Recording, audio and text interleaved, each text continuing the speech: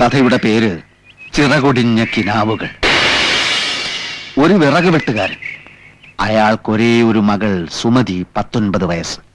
ഇവൾ സ്ഥലത്തെ ഒരു തയ്യൽക്കാരനുമായി പ്രണയത്തിലാണ്. ഈ തയ്യൽക്കാരൻ ബഹുമിടുക്കനും സുന്ദരനുമാണ്. അനീതി കണ്ടാൽ എതിർക്കും.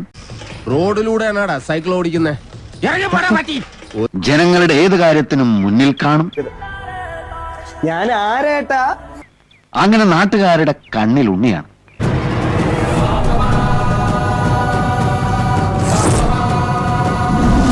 എല്ലാറ്റിലും ഉപരി ഈ തയ്യൽക്കാരൻ ഒരു നോവലിസ്റ്റുമാണ്.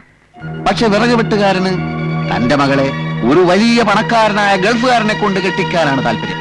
നിങ്ങൾക്ക് ആവശ്യമുള്ളത് പണമാണ്. അതെ. എനിക്ക് ആവശ്യത്തിലധികമുള്ളതും പണമാണ്. അതെ. ഇക്കാര്യം സുമതി തയ്യൽക്കാരനെ അറിയിക്കുന്നു. അപ്പൊ ഞാൻ പൊട്ടനാ? തയ്യൽക്കാരൻ ഗൾഫിൽ പോകാൻ ശ്രമിക്കുന്നു. പക്ഷെ വിസ അത് കിട്ടുന്നില്ല. അങ്ങനെ നിവൃത്തിയില്ലാതെ തയ്യൽക്കാരൻ നോവൽ എഴുതാൻ തുടങ്ങുകയാണ്. അത്ഭുതമെന്ന് പറയട്ടെ, ഏറ്റവും നല്ല നോവലിനുള്ള സർക്കാർ അവാർഡ് അതിന് കിട്ടുകയാണ്. 10 ലക്ഷം രൂപ. അതേത് അവാർഡ്?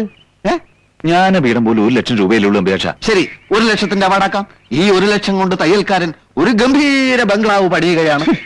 1 ലക്ഷം രൂപ കൊണ്ട് ഒരു പശുത്തൊഴുത്ത് പണിയാം.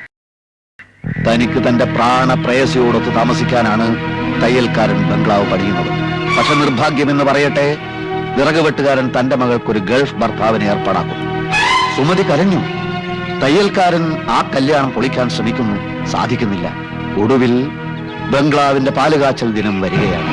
അന്ന് തന്നെയാണ് സുമതിയും ഗൾഫുകാരനുമായുള്ള വിവാഹം. അവിടെ കല്യാണ വാദ്യഘോഷങ്ങൾ, ഇവിടെ പാലുകാച്ചൽ.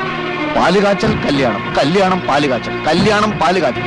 അവിടെ സുമതിയുടെ കഴുത്തിൽ താലി വീഴുന്ന സമയത്ത് ഇവിടെ കാച്ചിയ പാലിൽ വിഷം കലക്കി കുടിച്ച് തയ്യൽക്കാരൻ പിടയുകയാണ്. അതെ, കല്യാൺ സിൽക്സിൽ ആഡി സെയിൽ തുടങ്ങി. പക്ഷെ താലി കെട്ടുന്നില്ല. സുമതി ഓടി. തയ്യൽക്കാരൻ മരിച്ചില്ല.